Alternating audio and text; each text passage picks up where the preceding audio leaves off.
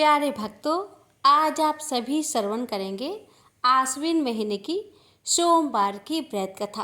प्रेम से बोलिए उमापति शंकर भगवान की जय। सोमवार का व्रत चंद्रदेव और भगवान भोलेनाथ की अर्चना हेतु किया जाता है।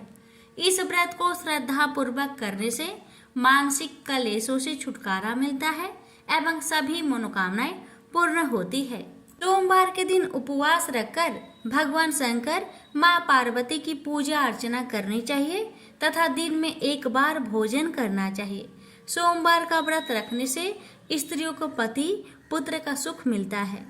अब आइए हम श्रवण करते हैं सोमवार व्रत की पौराणिक कथा को बड़े ही श्रद्धा प्रसन्नचित मन से पूरा अवश्य सुनिएगा और दूसरे भक्तों के पास भी शेयर कीजिएगा और कमेंट बॉक्स में हर हर महादेव अवश्य लिखेगा। कथा इस प्रकार है। श्री अमरनाथ की अमर कथा। इस कथा का नाम अमर कथा इसलिए है कि इसके श्रवण करने से शिव धाम की प्राप्ति होती है। यह वह परम पवित्र कथा है जिसके सुनने से सुनने वालों को अमर पद की प्राप्ति होती है तथा वह अमर अजर हो जाता है। यह कथा श्री शंकर भगवान ने इसी गुफा में श्री अमरनाथ जी की गुफा में भगवती पार्वती जी को सुनाई थी।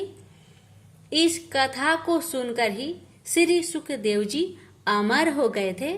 जब भगवान श्री शंकर यह कथा भगवती पार्वती को सुना रहे थे तो वह एक तोते का बच्चा भी इस परम पवित्र कथा को सुन रहा था और इसे सुनकर फिर उस तोते के बच्चे ने श्री सुखदेव स्वरूप को पाया था। सुख संस्कृत में तोता को कहते हैं और इसी कारण बाद में फिर मुनि सुखदेव के नाम से संसार में प्रसिद्ध हुए। यह कथा भगवती पार्वती तथा भगवान शंकर का संवाद है। यह परम पवित्र कथा लोक व परलोक का सुख देने वाली है। शंकर भगवान और जगत माता के इस संवाद का वर्णन भृगु संहिता, तिलमल पुराण, तीर्थ संग्रह आदि ग्रंथों में पाया जाता है। हम यहाँ पर आपके सम्मुख यह परम पवित्र कथा विस्तार पूर्वक रखेंगे। देव ऋषि नारद का कैलाश पर्वत पर आना और श्री पार्वती जी से पूछना कि भगवान शंकर के गले में रुंडमाला क्यों है। एक बार देव ऋषि नारद कैलाश पर्वत पर भगवान श्री शंकर के स्थान पर दर्शनार्थ पधारे। भगवान श्री शंकर उस समय वन विहार के लिए गए हुए थे और भगवती पार्वती यहाँ पर विराजमान थी। श्री पार्वती जी ने देव ऋषि नारद को प्रणाम किया और सादर आसन दिया और बोली, देव ऋषि आपने यहाँ पधार कर हम पर बड़ी कृपा की, अपने आने का कारण कहिए। देव ऋषि नारद बोले, देवी मेरा एक प्रश्न है, उसका उत्तर चाहता हूँ। श्री पार्वती ने कहा, कहिए। नारद बोले, देवी मुझे इस बात का बड़ा आश्चर्य है, भगवान श्री शंकर जो कि हम दोनों से बड़े हैं, उनके गले में रुंड माला क्यों है। श्री पार्वती जी बोली, इसका कारण मैं नहीं जानती। नारद जी ने कहा, आप यथा समय इसका कारण भगवान श्री शंकर जी से पूछिएगा। इतना कहकर देव ऋषि नारद वहां से चले गए और उनके जाने के थोड़ी देर बाद भगवान श्री शंकर आ गए और उनके आने पर भगवती पार्वती ने वही प्रश्न उनसे किया। भगवान श्री शंकर बोले, हे पार्वती तुम यह प्रश्न न पूछो। लेकिन श्री पार्वती ने भगवान श्री शंकर की बात नहीं मानी और उनके रुंड माला धारण करने का कारण जानने के लिए हट करने लगी। इस पर भगवान श्री शंकर ने कहा, पार्वती जितने मुंड तुमको इस मुंड माला में दिखाई दे रहे हैं यह तुम्हारे ही सिर है। यानी जितने जन्म तुमने धारण किए हैं उतने ही मुंड मैंने धारण किए हैं। इस पर पार्वती जी ने प्रश्न किया, प्रभु मेरी तो मृत्यु होती है और आपकी नहीं होती, इसका कारण क्या है? भगवान श्री शंकर बोले, यह सब अमर कथा के कारण है। पार्वती बोली, तो फिर मुझे भी यह अमर कथा सुना दीजिए ना। इस पर श्री शंकर जी ने आसन लगाया और काल अग्नि रुद्र नामक एक गण प्रकट किया और उसे आज्ञा दी, चहु ओर एक ऐसी अग्नि प्रकट करो जिसमें कि जलकर समस्त जीवधारी मर जाए। भगवान शंकर की आज्ञा पाकर काल अग्नि ने ऐसा ही किया और अदृश्य हो गया। जिस आसन पर भगवान श्री शंकर बैठे थे उसके नीचे एक तोते का अंडा पहले से ही था, जो कि काल अग्नि को दिखाई नहीं दिया। इसके पश्चात भगवान श्री शंकर नेत्र मूंद कर एकाग्रचित हो पार्वती जी को अमर कथा सुनाने लगे और पार्वती जी उनके हर वाक्य पर हुक्कारा भरने लगी। धीरे धीरे पार्वती जी को नींद आने लगी। उसी समय उस अंडे में से जीव प्रकट हुआ। श्री पार्वती जी तब तक हुक्कारा देते देते सो चुकी थी। अब उसके स्थान पर तोता हुक्कार देने लगा। जब भगवान शंकर अमर कथा समाप्त कर चुके तो श्री पार्वती जी की आंखें भी खुली। भगवान श्री शंकर ने उनसे पूछा कि क्या उन्होंने अमर कथा सुनी है? श्री पार्वती ने उत्तर दिया कि अमर कथा नहीं सुनी। इस पर भगवान श्री शंकर ने पूछा, तब हुक्कारा कौन देता था? पार्वती जी बोली, मुझे नहीं मालूम। अब भगवान श्री शंकर ने इधर उधर देखा तो उनको एक तोता दिखाई दिया, जो कि उनके देखते ही देखते उड़ गया। भगवान शंकर उठकर पीछे दौड़े। वह तोता उड़ता उड़ता तीनों लोकों में गया, लेकिन उसको कहीं जगह नहीं मिली। श्री व्यास देव की पत्नी अपने घर के द्वार पर बैठी जम्हाई ले रही थी। बस तोता उनके पेट में चला गया। भगवान श्री शंकर ने कहा, व्यास जी, मेरा चोर आपके घर में है। महर्षि व्यास बोले, प्रभु, हमारे घर में तो कोई चोर नहीं है। भगवान श्री शंकर के कहने पर महर्षि व्यास जी ने अपनी पत्नी से पूछा। उसने उत्तर दिया, ऐसा जान पड़ता है जैसे कि मेरे पेट में कोई पंछी गया है। महर्षि व्यास जी ने यह बात भगवान श्री शंकर से कही और साथ ही कहा, आपकी जैसी इच्छा हो वैसा कर सकते हैं, लेकिन यह तो आप जानते ही हैं कि स्त्री को मारना पाप है। श्री वेद व्यास की यह बात सुनकर श्री शंकर लौट गए। वह तोता कई वर्षों तक ऋषि पत्नी के पेट में रहा, लेकिन जब ऋषि पत्नी के पेट का कष्ट अधिक बढ़ता गया तो श्री वेद व्यास जी ब्रह्मा जी और उसके पश्चात श्री विष्णु जी के पास गए। फिर तीनों मिलकर भगवान श्री शंकर के पास गए। इसके पश्चात चारों श्री वेद व्यास जी के स्थान पर आए और पंछी की स्तुति करने लगे। पंछी जो भगवान श्री शंकर जी से अमर कथा सुनकर चारों वेदों तथा 18 पुराणों का ज्ञानी हो गया था, कहने लगा, अब तक जगत निर्मोही नहीं होगा, तक मैं माँ का पेट से बाहर नहीं निकलूंगा। इस पर भगवान विष्णु ने अपनी माया से जगत को निर्मोही कर दिया। इस पर वह तोता बालक रूप होकर माँ के पेट से बाहर आ गया और उसका नाम सुखदेव हुआ। श्री सुखदेव अपने जन्म के साथ ही सबको प्रणाम करके जंगल की ओर चल दिए और फिर भगवान विष्णु ने अपनी माया हटा दी और जगत पुनः मोहयुक्त हो गया। इस पर श्री वेद व्यास जी अपने पुत्र के लिए व्याकुल होकर श्री सुखदेव के पीछे जंगल में दौड़े और उनके पास पहुंचकर उनसे घर चलने के लिए कहा। श्री सुखदेव जी ने कहा, जगत निर्मोही है, जहाँ न कोई किसी का पुत्र है और न कोई किसी का पिता। श्री वेद व्यास जी बोले, अब ऐसा नहीं है। श्री सुखदेव जी ने ध्यान लगाकर देखा तो मालूम हुआ कि भगवान श्री विष्णु ने उनके साथ छल किया है।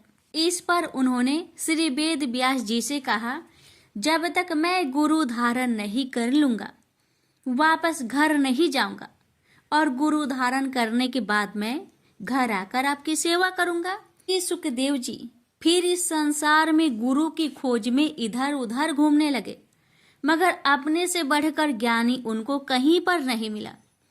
इस पर वह श्री वेद व्यास जी की आज्ञा से महाराज जनक के पास गए, लेकिन महाराज जनक के पास कर्म स्त्री व राजपाट के कारण उनको गलानी हुई। लेकिन राजा जनक ने जब उनका यह हाल देखा तो अपनी माया से उन्होंने सारे नगर को भस्म कर डाला। राजभवन भी भस्म होने लगा, लेकिन राजभवन के जलने से महाराज जनक और पत्नी का चित्त दयामान नहीं हुआ, किंतु श्री सुखदेव जी का चित्त व्याकुल होने लगा। सुखदेव जी को अमर कथा के सुनने तथा अपने अमर हो जाने का अभिमान था। उनकी व्याकुलता को देखकर महाराज जनक बोले, आप क्यों घबरा रहे हैं? आप तो अमर हैं, लेकिन हमारा शरीर अवश्य जलेगा। इस पर भी जब श्री सुखदेव जी की व्याकुलता दूर न हुई तो महाराज जनक ने अपनी माया से अग्नि पुनः शांत कर दी और प्रत्येक वस्तु पूर्वतः हो गई। यह देखकर श्री सुखदेव जी ने महाराज जनक को अपना गुरु बना लिया और उनसे उपदेश लिया। इसके बाद श्री सुखदेव जी नैमिषारण्य गए। वहां पर ऋषियों महर्षियों ने उनका बड़ा आदर सत्कार किया। ऋषियों महर्षियों ने आपसे अमर कथा सुनने के लिए प्रार्थना की। श्री सुखदेव जी बोले, इस कथा के सुनने वाले अमर हो जाते हैं। इसके पश्चात उन्होंने कथा सुनानी आरंभ की। कथा आरंभ होने के साथ ही कैलाश पर्वत, क्षीर सागर और ब्रह्मलोक हिलने लगा। ब्रह्मा, विष्णु, शिव तथा समस्त देवता उस स्थान पर पहुंचे जहां पर अमर कथा हो रही थी। भगवान शंकर को स्मरण हुआ कि यदि इस कथा के सुनने वाले अमर हो गए तो पृथ्वी का संचालन बंद हो जाएगा और फिर देवताओं की प्रतिष्ठा में अंतर आ जाएगा। इसलिए भगवान श्री शंकर क्रोध में भर आए और श्राप दिया कि जो इस कथा को सुनेगा वह अमर नहीं होगा, परंतु हाँ, वह शिवलोक अवश्य प्राप्त करेगा। प्रेम से बोलिए हर हर महादेव। भोलेनाथ, आपकी कथा कहने वाले, सुनने वाले, हुक्कार भरने वाले सभी पर अपनी कृपा सदा सर्वदा बनाए रखना। प्रेम से बोलिए हर हर महादेव। 16 सोमवार व्रत कथा। एक समय श्री महादेव जी पार्वती के साथ भ्रमण करते हुए मृत्यु लोक में अमरावती नगरी में आए। वहां के राजा ने शिव मंदिर बनवाया था, जो कि अत्यंत भव्य एवं रमणीक तथा मन को शांति पहुंचाने वाला था। भ्रमण करते समय शिव पार्वती भी वहां ठहर गए। पार्वती जी ने कहा, हे नाथ, आओ आज इसी स्थान पर चौसर पासे खेले। खेल प्रारंभ हुआ। शिव जी कहने लगे, मैं जीतूंगा। इस प्रकार उनकी आपस में वार्तालाप होने लगी। उस समय पुजारी जी पूजा करने आए। पार्वती जी ने पूछा, पुजारी जी बताइए, जीत किसकी होगी? पुजारी बोला, इस खेल में महादेव जी के समान कोई दूसरा परंगत नहीं हो सकता, इसलिए महादेव जी ही यह बाजी जीतेंगे। परंतु हुआ उल्टा, जीत पार्वती जी की हुई। अतः पार्वती जी ने पुजारी जी को कोढ़ी होने का श्राप दे दिया कि तूने मिथ्या भाषण किया। अब तो पुजारी कोढ़ी हो गया। शिव पार्वती जी दोनों वापस चले गए। कुछ समय पश्चात अप्सराएं पूजा करने आई। अप्सराओं ने पुजारी के उसके कोढ़ी होने का कारण पूछा। पुजारी ने सब बातें बता दी। अप्सराएं कहने लगी, पुजारी जी, आप 16 सोमवार का व्रत करें तो शिव जी प्रसन्न होकर आपका संकट दूर करेंगे।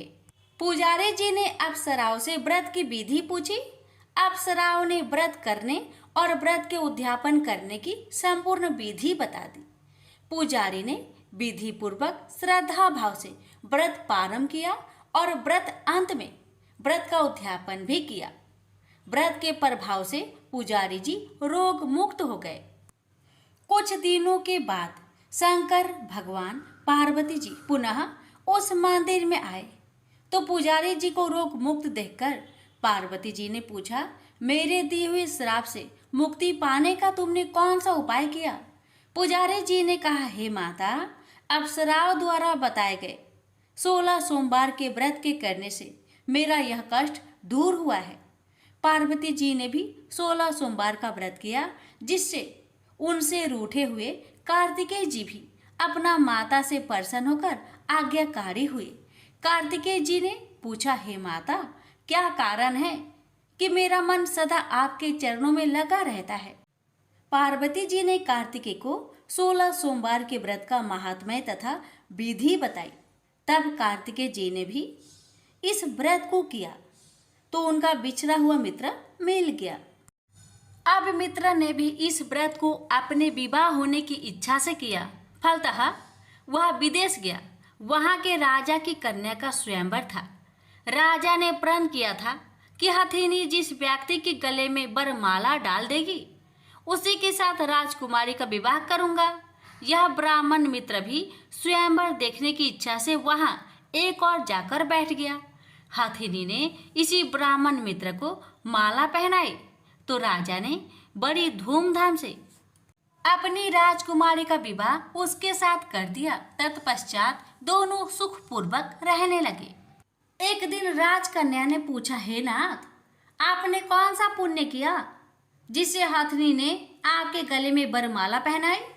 ब्राह्मण पति ने कहा, मैंने कार्तिकेय जी द्वारा बताए अनुसार 16 सोमवार का व्रत पूर्ण विधि विधान सहित श्रद्धा भक्ति से किया, जिसके फल के कारण मुझे तुम्हारे जैसे सौभाग्यशाली पत्नी मिली।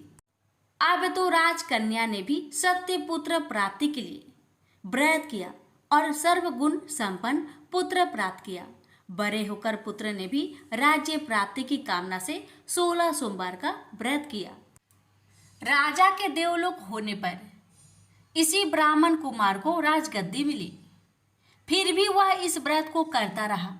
एक दिन उसने अपनी पत्नी से पूछा, सामग्री शिवालय ले चलने को कहा, परंतु उसने पूजा सामग्री अपनी दासियों द्वारा भिजवा दी। जब राजा ने पूजन समाप्त किया तो आकाशवाणी हुई कि हे राजा, तुम इस पत्नी को त्याग दो, नहीं तो राजपाट से हाथ धोना पड़ेगा। प्रभु की आज्ञा मानकर उसने अपनी पत्नी को महल से निकाल दिया। तब वह अपने भाग्य को कोसती हुई एक बुढ़िया के पास गई और अपना दुखड़ा सुनाया। तभी बुढ़िया को बताया, मैं पूजन सामग्री राजा के कहे अनुसार शिवालय में नहीं ले गई और राजा ने मुझे निकाल दिया। बुढ़िया ने कहा, तुझे मेरा काम करना पड़ेगा। उसने स्वीकार कर लिया। तब बुढ़िया ने सूत की गठरी उसके सिर पर रखी और बाजार भेज दिया। रास्ते में आंधी आई तो सिर पर रखी गठरी उड़ गई। बुढ़िया ने डांट कर उसे भगा दिया।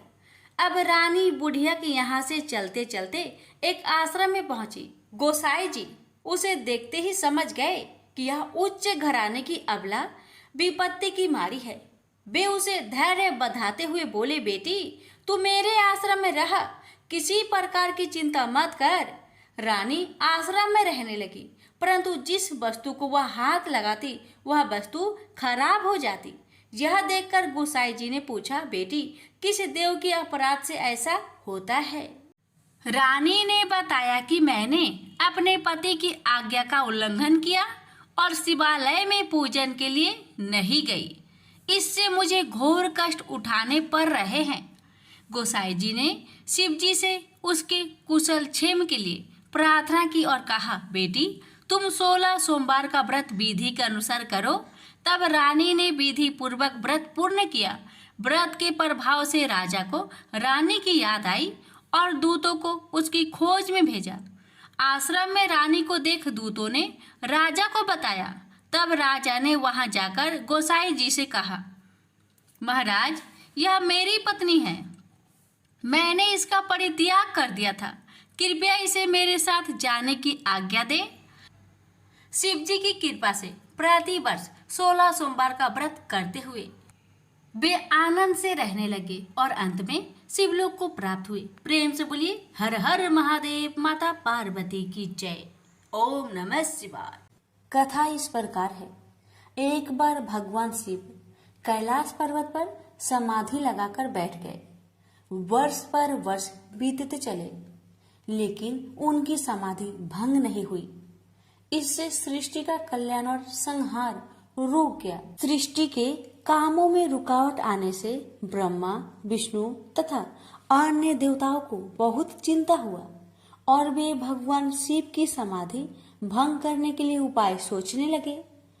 ब्रह्मा भगवान विष्णु से बोले, भगवान आप ही कोई उपाय बतलाए जिससे भगवान शिव की समाधि टूटे और वह सृष्टि के कल्याण और संहार का अपना उत्तरदायित्व पूर्ण करने में लगे।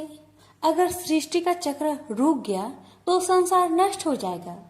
विष्णु भगवान बोले, ब्रह्मा जी आपने ही तो इस सृष्टि को पैदा किया है, आपने ही विधान बनाया है, इसलिए आप ही कोई उपाय सोच सकते हैं। ब्रह्मा जी बोले, भगवान शिव की समाधि हमने किसी उपाय से भंग कर भी दी तो वह कल फिर समाधि लगा लेंगे। मैं चाहता हूँ कि कोई ऐसा अस्थायी उपाय सोचा जाए कि सृष्टि का चक्र विधान के अनुसार चलता रहे। विष्णु जी बोले, हम जिस उपाय से अब तक ऋषि मुनियों की तपस्या भंग करते आए हैं, क्या उसी प्रकार कामदेव को भेजकर भगवान शिव की समाधि भंग नहीं की जा सकती? भगवान शिव निर्विकार है, अर्थात उनके मन में ना तो कोई विकार है और न पैदा किया जा सकता है, इसलिए यह उपाय कारगर सिद्ध नहीं होगा। ब्रह्मा जी बोले, भगवान हो सकता है कामदेव से प्रभावित होकर भगवान शिव अपनी समाधि तोड़ दे और फिर किसी स्त्री से विवाह कर ले। विवाहित होने के बाद उनकी आए दिन की इस समाधि से मुक्ति मिल जाएगी। विष्णु जी बोले, लेकिन पितामह आपकी नजर में क्या कोई ऐसी कन्या है जो निर्जन पर्वत पर रहने वाले शिव को पति रूप में स्वीकार कर ले? ब्रह्मा जी बोले, मैंने इस काम के लिए योग माया से प्रार्थना की है। उन्होंने चतुर्भुज चामुंडा के रूप में मुझे दर्शन देकर वचन दिया है, वह शिव के साथ विवाह करने के लिए तैयार है। माँ भगवती अपने वचन का पालन करने के लिए प्रजापति की पुत्री के रूप में जन्म ले चुकी है। प्रजापति दक्ष ने उनका नाम सती रखा है। इसका अर्थ है पहले ही सारी व्यवस्था कर चुके हैं। विष्णु बोले, मुझे केवल आपकी अनुमति की आवश्यकता थी भगवान। ब्रह्मा जी बोले, इधर भगवती दुर्गा ने दक्ष प्रजापति की कन्या सती के रूप में जन्म ले लिया था। जब वह बड़ी हुई तो उन्होंने अपने पिता दक्ष प्रजापति से कहा कि वह भगवान शिव का पति के रूप में मन ही मन में वर्ण कर चुकी है। सती की बात सुनकर दक्ष बोले, तुम पागल हो गई हो बेटी, शिव तो संसार में वैराग्य ले चुके हैं, वह कभी भी सांसारिक बंधनों में नहीं बंधना चाहेंगे। सती बोली, आप चिंता मत कीजिए पिताजी, मैं अपनी तपस्या द्वारा उन्हें विवाह करने के लिए तैयार कर लूंगी। दक्ष बोले, कोशिश करके देख लो बेटी, लेकिन मुझे आशा नहीं है कि तुम्हारी तपस्या शिव की समाधि भंग कर सकेगी। सती ने माता पिता से आज्ञा लेकर घर में ही भगवान शिव की आराधना करनी आरंभ कर दी। सती की तपस्या के प्रभाव से भगवान शिव की समाधि टूट गई।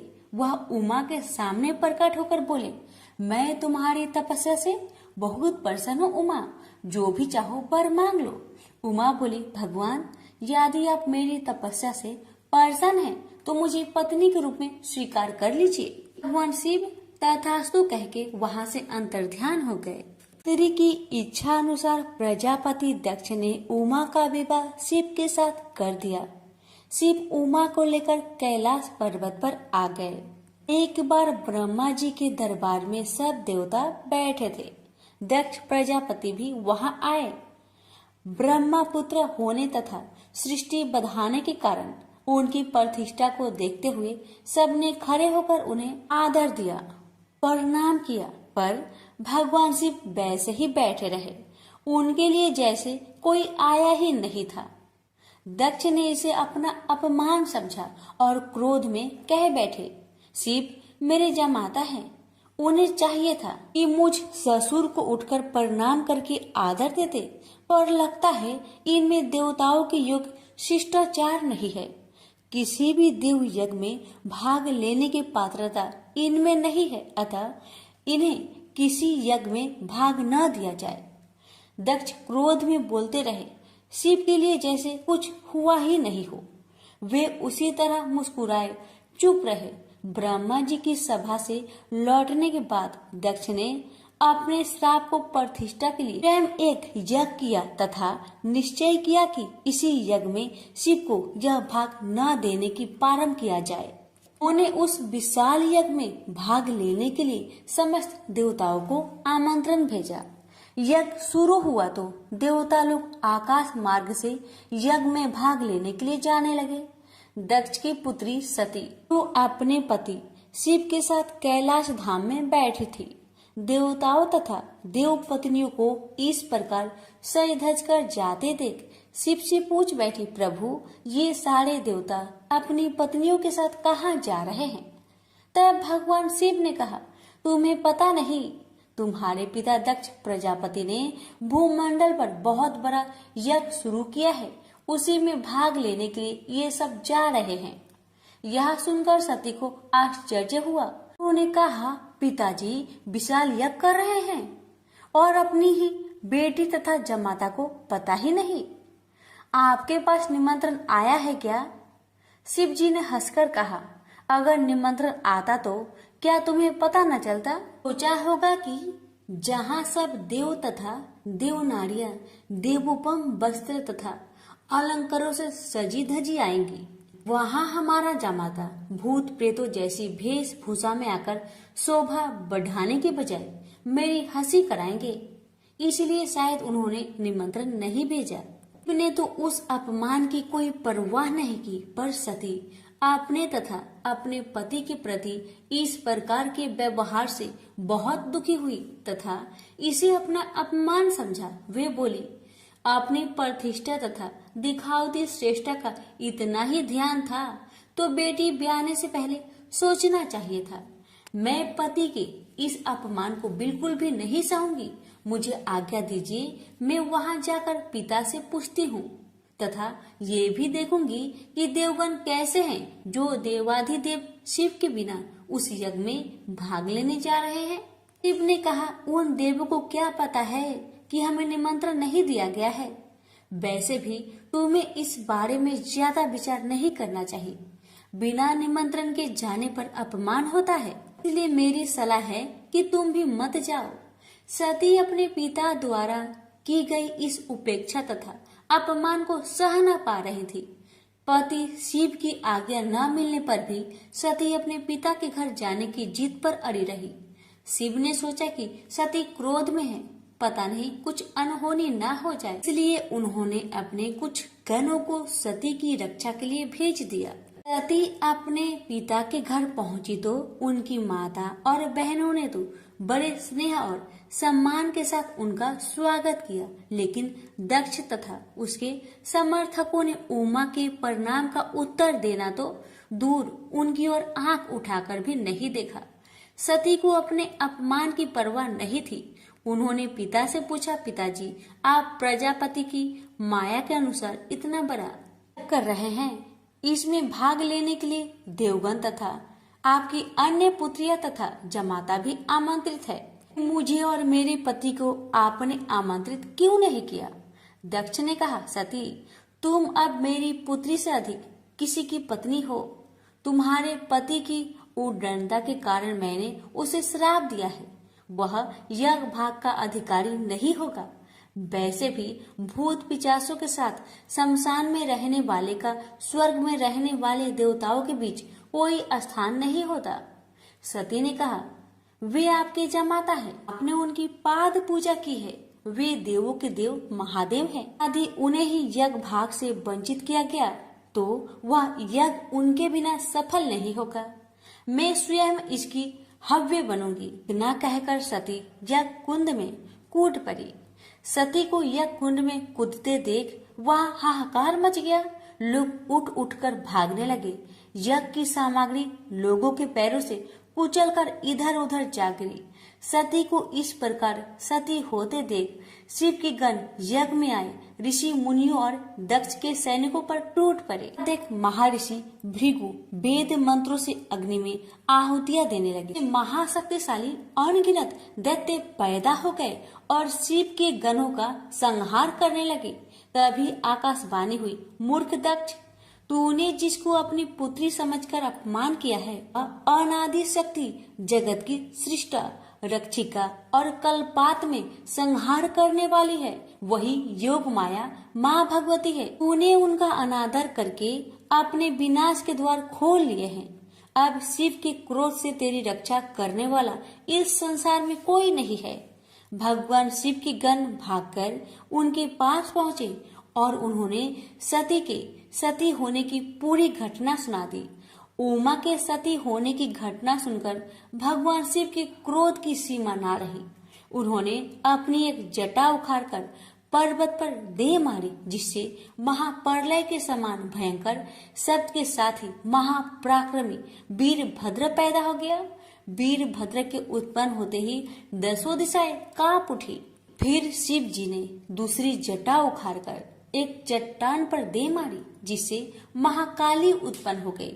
उनका रूप इतना विकराल था कि उन्हें देखकर शिव के गणों में भी भय की लहर सी दौड़ गई। महाकाली के साथ ही काली, कात्यायनी, ईशानी, चामुंडा, मुंड, मर्दनी, भद्रकाली, भद्रा, बलि और वैष्णवी भी पैदा हो गई। फिर भद्र ने कहा, भगवान आज्ञा दीजिए, मैं क्या करूं? यदि आपकी आज्ञा हो तो मैं क्षण भर में ही सारे समुद्र को सोख कर मुझे ब्रह्मांड को भस्म कर डालूं और सारे देवताओं और ऋषि मुनियों को भी भस्म कर दूं। शिव जी बोले, वीरभद्र, ब्रह्मा का पुत्र दक्ष यज्ञ कर रहा है, अत्यंत अभिमानी और मेरा विरोधी है। जाओ उसके यज्ञ का विध्वंस कर दो और वहाँ जो भी देवता, गंधर्व, ऋषि मुनि हो, उन सबको भस्म कर डालो। फिर शिव ने महाकाली से कहा, महाकाली, तुम इन 9 दुर्गाओं को साथ लेकर वीरभद्र की सहायता करो।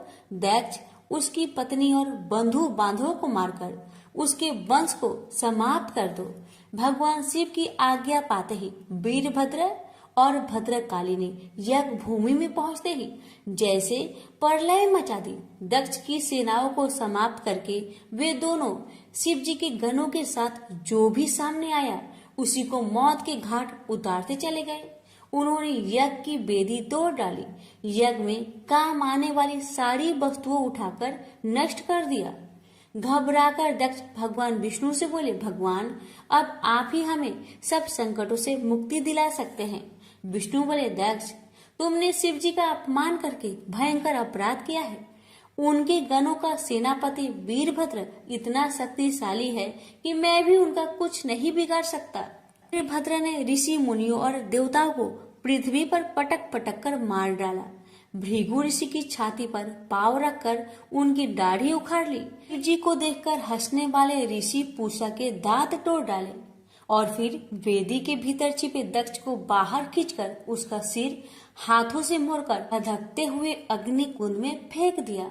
इस प्रकार अपने स्वामी का अपमान करने वाले दक्ष को पूर्ण रूप से दंडित करके वीरभद्र कैलाश पर्वत पर लौट गए।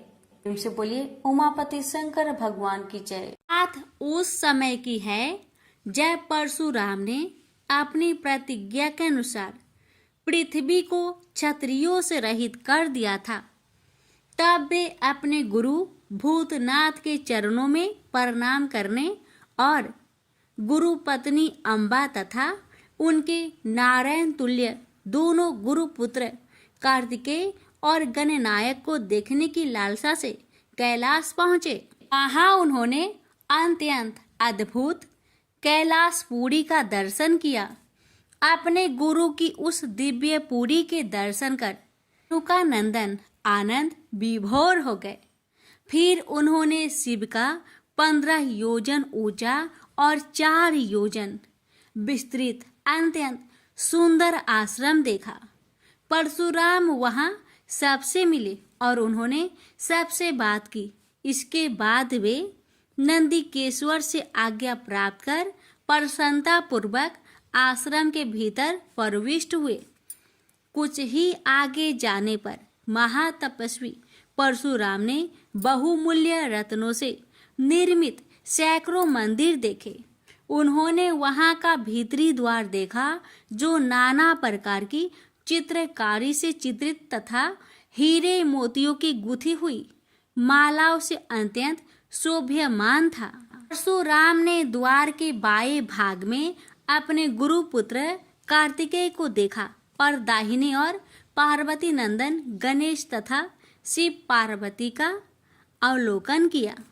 वे वहां रत्नाभरण भूषित बहुमूल्य रत्नों से बने सिंहासनों पर आसीन थे। परशुराम सबसे मिलते और प्रेम पूर्वक बात करते हुए प्रसन्नचित चित्त से आगे बढ़े ही थे कि गणेश ने उन्हें देखकर कहा, शूलपाणी इस समय शयन कर रहे हैं। मैं उन परम प्रभु की आज्ञा प्राप्त कर तत्काल तुम्हें साथ ले चलूंगा। बस इतनी देर रुक जाओ।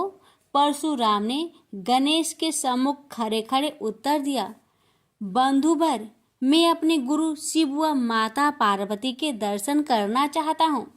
मैं उनके चरणों में प्रणाम कर अभी लौट जाऊंगा। गणेश ने उन्हें अनेक प्रकार से समझाते हुए कहा, इस समय भूतेश्वर शिव एवं माता पार्वती अंतःपुर में है, अतएव अभी आपको वहां नहीं जाना चाहिए। परम गुरुदेव शिव एवं माता पार्वती के चरण कमलों के दर्शन करने का मेरा सहज अधिकार है। परशुराम अपने आग्रह पर दृढ़ थे, किंतु गणेश उन्हें अत्यंत विनय पूर्वक समझाते रहे। मैं तो परम पिता शिव एवं माता पार्वती के दर्शनार्थ जाऊंगा ही। यह कहकर परशुराम आगे बढ़ना ही चाहते थे कि गणेश ने उन्हें रोक दिया। 21 बार पृथ्वी को क्षत्रियों से रहित करने वाले भृगु नंदन कुपित हो गए और उनका गणेश से विवाद ही नहीं हुआ, हाथापाई भी होने लगी। कुमार कार्तिकेय ने उन्हें समझाने का प्रयास किया, किंतु क्रोध परशुराम ने उन्हें धक्का दे दिया, जिससे वह गिर गए। शिव पुत्र गणेश ने उठकर परशुराम की ओर डंडा के लिए उनकी भर्त्सना की, तो क्रोध परशुराम ने अपना तीक्ष्ण परशु उठा लिया। तब गणेश ने अपनी सूंड बढ़ाकर उन्हें उसमें लपेट लिया और घुमाने लगे। गणेश की सूंड में लिपटे परशुराम सर्वथा असहाय और निरुपाय थे। गणेश के योग बल से परशुराम अस्तंभित रह गए। गणेश ने परशुराम को सप्तद्वीप, सप्त पर्वत, सप्त सागर, भूलोक, स्वर्गलोक, जनलोक, ध्रुवलोक, गौरीलोक और शंभुलोक में घुमाते हुए समुद्र में फेंक दिया। परशुराम समुद्र में तैरने लगे तो निरामयी गणनाथ ने उन्हें पुनः अपनी सूंड में उठा लिया और घुमाते हुए बैकुंठ धाम दिखाकर गोलोक धाम का दर्शन करा दिया। वहां परशुराम ने मंद मंद मुस्कुराते हुए बंसी विभूषित नव निरत श्री कृष्ण के साथ रासवेड़ी राधा का दर्शन किया, तो वे बार बार उनके मंगलमयी चरण कमलों में प्रणाम करने लगे।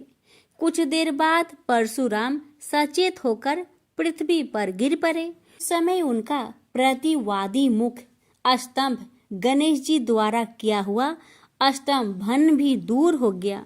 तब उन्होंने अपने अभीष्ट देवता श्री कृष्ण के जगत गुरु शिव द्वारा प्रदत्त परम दुर्लभ स्रोत एवं कवच का स्मरण किया और संपूर्ण शक्ति से सूर्य की प्रभा के तुल्य तीक्ष्णतम अपने परशु से गौरी नंदन पर प्रहार कर दिया। गणेश ने अपने परम पूज्य पिता के अमोघ अस्त्र का सम्मान करने के लिए उसे अपने बाएं दांत से पकड़ लिया। शिव शक्ति के प्रभाव से वह तेजस्वी परशु गणेश के बाएं दांत को समूल काट कर पुनः रेणु का पुत्र परशुराम के हाथ में लौट आया। गणेश का दांत टूटते ही भयानक गर्जना हुई और रक्त का फवारा फूट पड़ा। मुंह से निकलकर रक्त से सना दात भूतल पर गिर पड़ा। उस समय धरित्री कांप उठी। यह दृश्य कार्तिकेय, क्षेत्रपाल आदि पार्षद तथा शून्य में देवगण अत्यंत भयभीत होकर हाय हाय करने लगे। कैलाशवासी डर से मूर्छित हो गए। निंद्रापति सुधत्मा शिव की निंद्रा भंग हुई। बेटा यह क्या हुआ? दौड़ी हुई पार्वती आई तो उन्होंने अपने पुत्र गणेश के टूटे दांत तथा रक्त से सने हुए मुंह को देखा और देखा कि उनके हृदय खंड गणेश क्रोध शून्य परम शांत लज्जा से सिर झुकाए खड़े हैं। अत्यंत व्याकुल होकर उन्होंने स्कंद से पूछा, क्या बात है? यह कैसे हुआ? स्कंद द्वारा संपूर्ण वृत्तांत सुनकर पार्वती अत्यंत क्रोध हुई और अपने प्रिय पुत्र गणेश जी को सीने से लगाकर रोती हुई शिव से बोली, मेरे पुत्र गणेश और आपके शिष्य परशुराम में किसका दोष है? आप ही निर्णय करें। फिर माता पार्वती ने अपने सम्मुख परशुराम को शिव के प्रमोदक द्वारा चरण कमलों की निर्भयता पूर्वक सेवा करते हुए देखकर कहा, हे महाभाग राम, तुम योगियों के गुरु देवाधिदेव महादेव के शिष्य हो। तुम शुद्ध मन वाले हो। तुम्हारी अशुद्धता का कारण मेरी समझ में नहीं आ रहा। तुमने करुणामय गुरु से अमोघ परशु प्राप्त कर पहले तो उसकी क्षत्रिय जाति पर परीक्षा की और अब गुरु पुत्र पर परीक्षा की है। श्रुति गुरु दक्षिणा देने का निर्देश करती है और तुमने अत्यंत निर्दयता पूर्वक गुरु पुत्र का समूल एक दांत ही नष्ट कर दिया। अब इसका सिर भी काट डालो। चरमता का अमोघ परशु प्राप्त कर ले तो क्षुद्र श्रृंगाल भी वनराज को मार सकता है। इतना कहकर क्रोध से भगवती पार्वती परशुराम को मारने के लिए प्रस्तुत हो गई। भयवश परशुराम ने मन ही मन करुणा सागर गुरु को प्रणाम कर अपने इष्ट देव गोलोकनाथ श्री कृष्ण का स्मरण किया।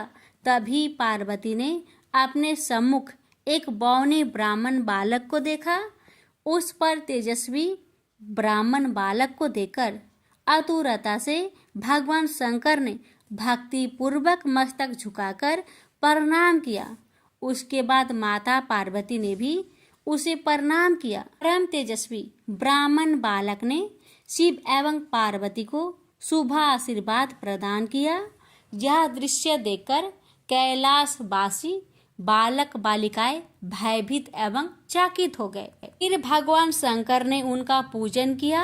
वे वामन भगवान रत्न सिंहासन पर विराजमान थे। उनका उत्कृष्ट तेज सर्वत्र फैल रहा था।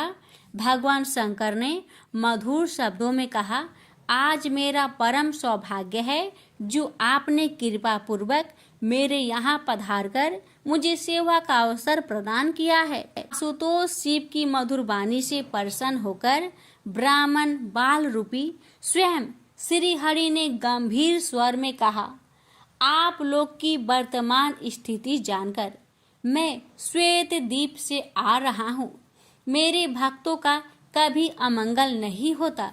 मेरा सहस्त्रसार उनके रक्षार्थ प्रतिक्षण प्रस्तुत रहता है, किंतु गुरु के रुष्ट होने पर मैं विवश हो जाता हूँ। गुरु की अवहेलना बलवती होती है। विद्या और मंत्र प्रदान करने वाला गुरु अभिष्ट देव से 100 गुना श्रेष्ठ है। गुरु से बढ़कर कोई देवता नहीं है, पार्वती से बढ़कर कोई पतिव्रता नहीं है तथा गणेश से उत्तम कोई जितेंद्रिय नहीं है।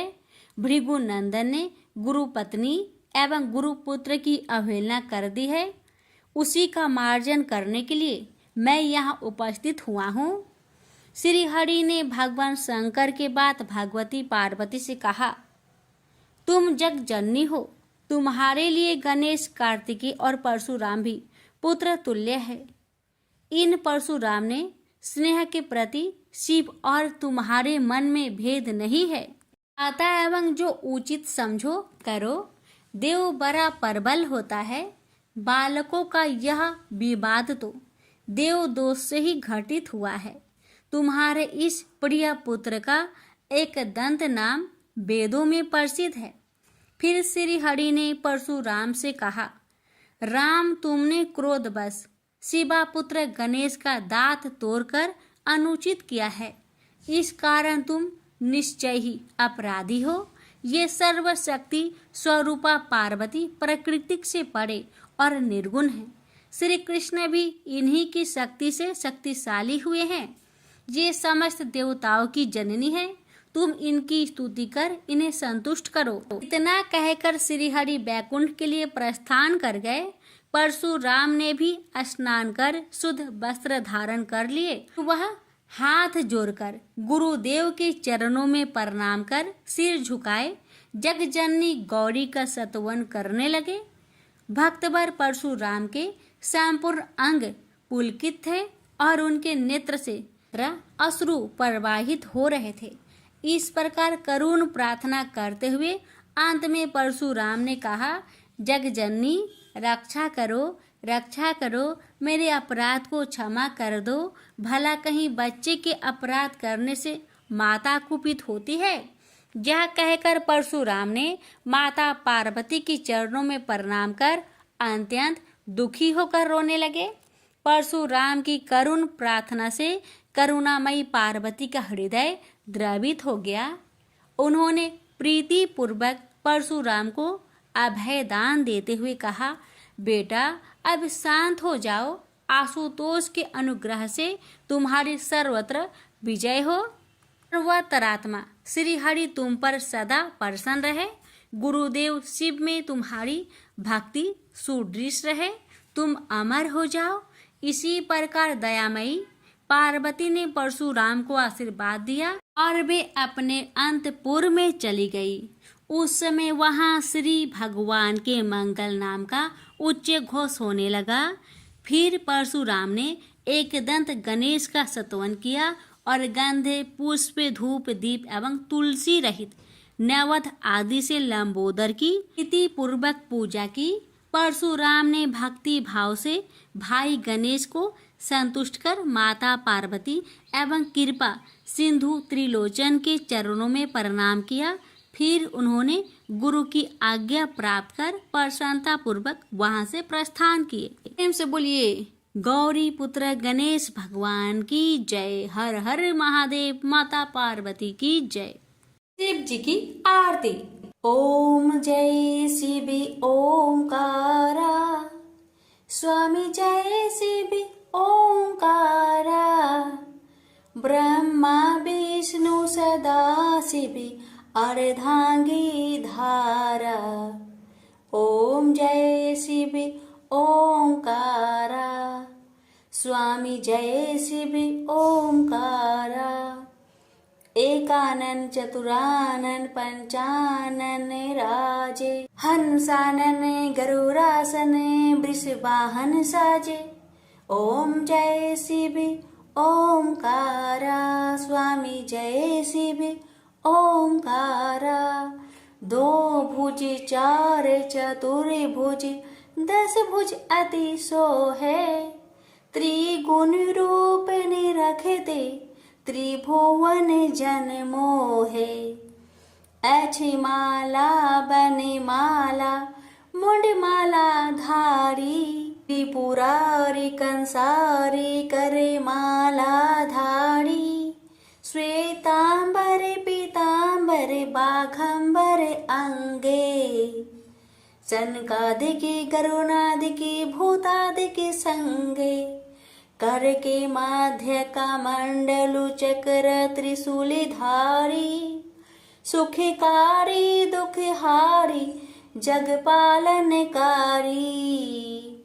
ब्रह्मा विष्णु सदा शिव जानत अविवेका। मधु के टप दो मारे, सुर भयहीन करे। लक्ष्मी व सावित्री पार्वती संगा। पार्वती अर्धांगी, शिव लहरी गंगा। पर्वत सोहे पार्वती, शंकर कैलासा। भांग धतुर का भोजन, भस्मी में बासा। जटा में गंग बहत है, गल मुंडन माला, शेष नाग लिपटावत ओढ़त मृगी छाला। काशी में विराजे विश्वनाथ नंदी ब्रह्मचारी, नीत उठ दर्शन पावत महिमा अति भारी। त्रिगुण स्वामी जी की आरती जो कोई नरे गावे, कहत शिवानंद स्वामी मनवांछित फल पावे। ओम नमः शिवाय, हर हर महादेव। माता पार्वती की जय।